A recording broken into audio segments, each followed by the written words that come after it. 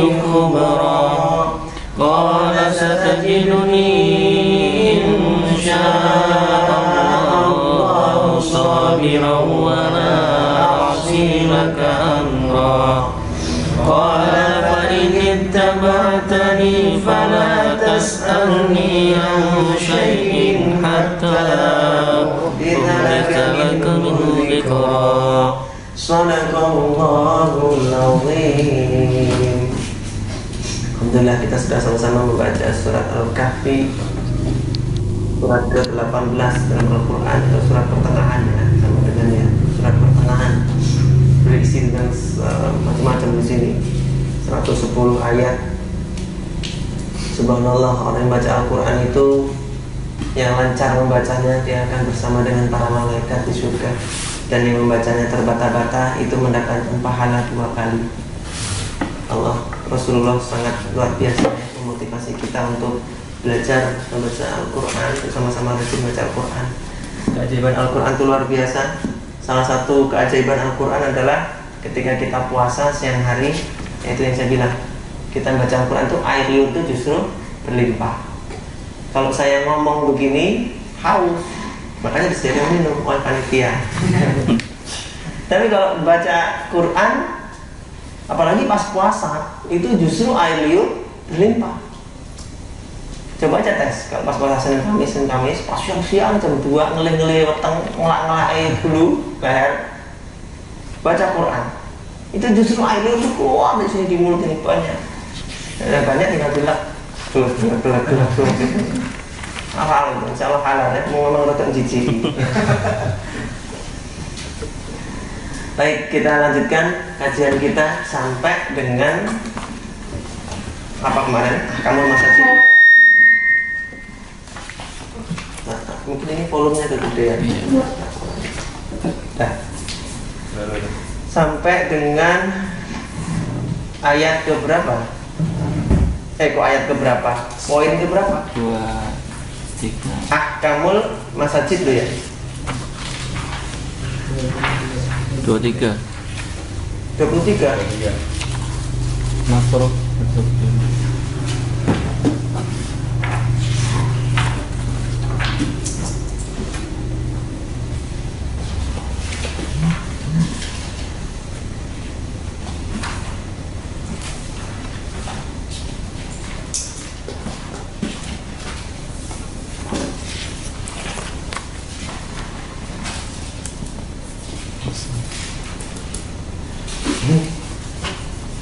Saya juga lupa terus halamannya bilang udah tak tandai, perasaan itu lupa terus. Nah ini dia 460 tentang hukum-hukum kemasjidan. Kita melanjutkan tentang hukum-hukum kemasjidan. Sudah sampai poin ke 23. Berarti sekarang ke poin 24 ya. Kemarin 23, orang yang sudah memasuki masjid makruh baginya duduk sebelum dia sholat 2 rakaat. Ya, cuma sampai situ ya. Makruh masuk masjid sebelum dia sholat 2 rakaat, itu makruh dia duduk. Maka disunahkan untuk duduk ketika masuk. Disunahkan tuh sholat ketika masuk masjid sebelum duduk. Mas Hadi atau Ustaz, gimana nih kalau kita mau masuk tapi waktunya nggak cukup nih, detikannya menitannya tinggal semenit, kan gitu ya? Nggak cukup buat kita sholat tahiyatul masjid. Apa yang kita lakukan? Diganti dengan membaca tasbih 3 kali. Subhanallah walhamdulillah wala ilaha illallah wallahu akbar. Subhanallah walhamdulillah wala ilaha illallah wallahu akbar. Subhanallah walhamdulillah wala ilaha illallah wallahu akbar. Itu bagian dari pengganti ketika kita tidak sempat untuk sholat tahiyatul masjid. Sholat tahiyatul masjid ini hanya berlaku di masjid, tidak berlaku di 2 tempat, yaitu di musola. Yang namanya musola itu termasuk surau, langgar, lapangan, itu musola. Tempat di kantor, tempat sholat itu musola. Dan yang kedua, Masjidil Haram. Jadi masuk Masjidil Haram itu tidak perlu sholat tahiyatul masjid. Kok iso? Karena pengganti tahiyatul masjid di Masjidil Haram adalah tawaf. Jadi disunahkan orang yang kalau masuk Masjidil Haram itu untuk tawaf bagi yang memiliki waktu yang cukup. Kalau yang tidak cukup dia membaca tasbih. Ya, luar biasa itu Masjidil Haram. Kemudian yang ke-24, atau ada yang mau tanya sampai sini dulu? Iya. Gimana Mas Fajar? Misalnya kita sudah sholat tahiyatul masjid, kemudian sebelum qomat batal wudhu kan, kita ambil wudhu kemudian masuk lagi, apakah kita duduk langsung boleh? Oh boleh, itu karena dia sudah batal di dalam, dia keluar, Ya. dia masuk lagi tidak perlu sholat tahiyatul masjid. Kalau dia mau sholat, masih ada waktu, sholatnya adalah sholat syukril wudhu. Syukril wudhu, sholat sunnah wudhu itu lah, yang dilakukan oleh Bilal. Gitu ya Mas Fajar. Ya. Ada lagi? Cukup? Iya. Misal pas lagi sholat tahiyatul masjid kayak gitu, terus misal detailnya masih banyak, lalu ujung-ujung juga mati, itu lebih baik di Oh betul. Nah apapun, ketika iqomah dikumandangkan, wajib bagi kita membatalkan sholatnya, sholat sunnah. Kenapa? Perkara wajib tidak boleh dikalahkan oleh perkara sunnah, kecuali mengkhususan sholat qobliyah subuh. Kecuali qobliyah subuh, dengan catatan, ketika dia menyelesaikan sholat sunnah qobliyah subuh, dia tidak ketinggalan rakaat pertama.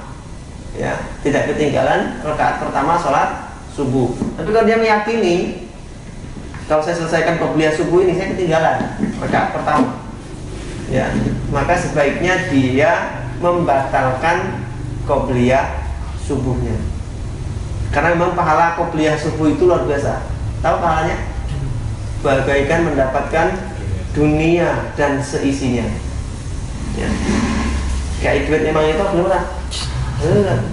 Tiap hari, tiap subuh kita dikasih oleh Allah dunia dan seisinya. Allah itu maha baik ya. Pahala itu tidak Allah balas di dunia. Coba kalau pahala itu ditampakkan di dunia, stres itu. Coba pahalanya orang sholat Jumat di saf pertama apa? Bagaikan berkorban onta di saf pertama. Kalau dia pulang, malaikat dia nunggu di pintu, monggo ini ontamu. Ya. Di saf kedua dapat kerbau, ya kan?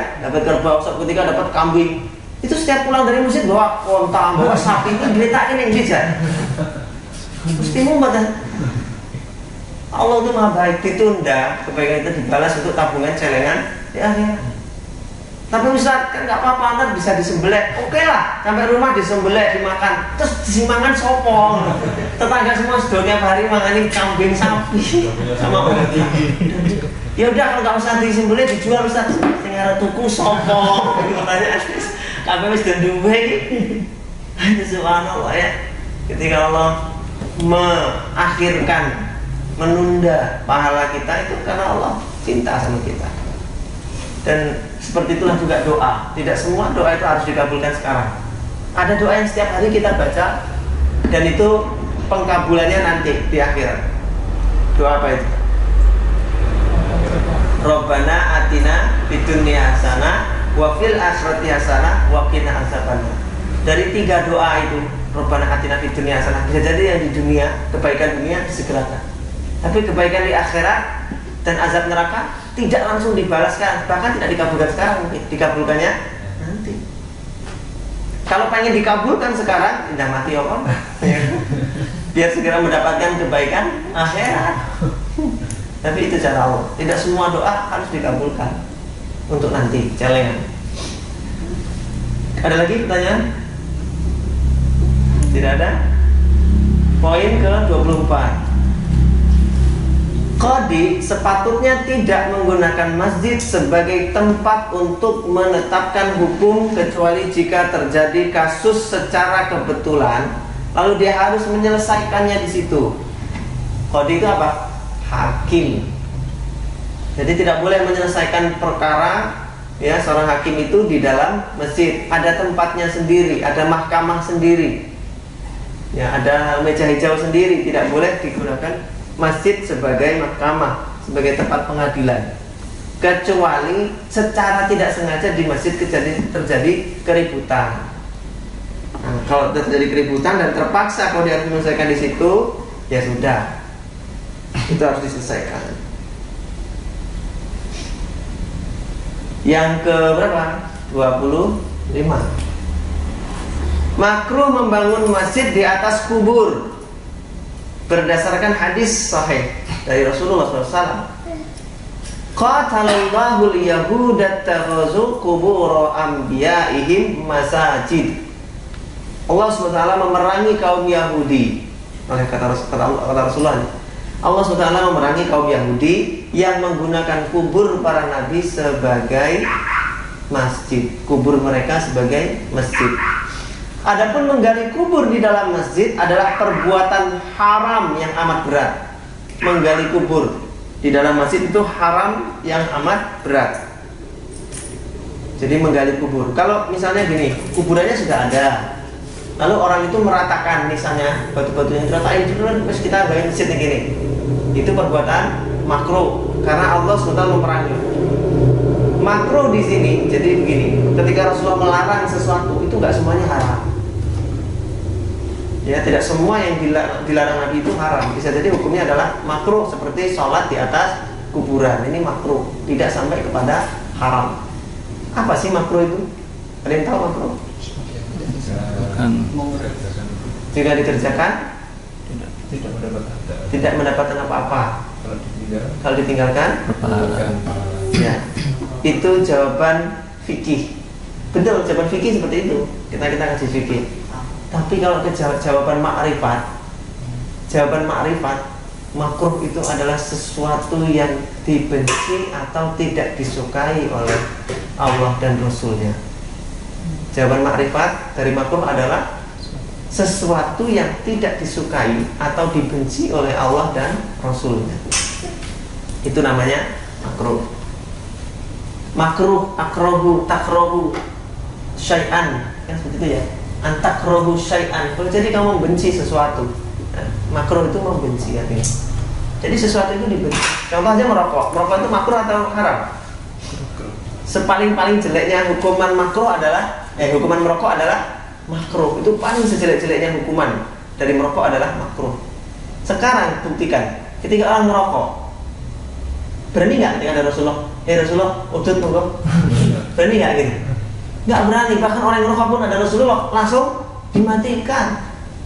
Menunjukkan apa? Dia pun sebetulnya tahu Rasulullah tidak menyukai perbuatan itu. Ketika dulu SMA saya sering dikatain, ketika teman-teman merokok, SMP juga saya nggak ngerokok dikatain bencong. Pernah dikatain bencong gara-gara tidak merokok. Padahal justru orang bencong itu yang merokok. Buktinya apa? Kalau di perempatan, terminal, stasiun, di bencong-bencong nih merokok. Berarti yang merokok itu iya. Justru yang merokok itu yang bencong. Ternyata di stasiun segala macam itu malah yang merokok itu para bencong-bencong. Itu ya. Jadi poin ke-24 25 ya. Bagaimana nih Ustaz? Kita nih sholat di masjid, depannya kuburan. Ada kan? Banyak. Baratnya itu kuburan. Jawabannya begini.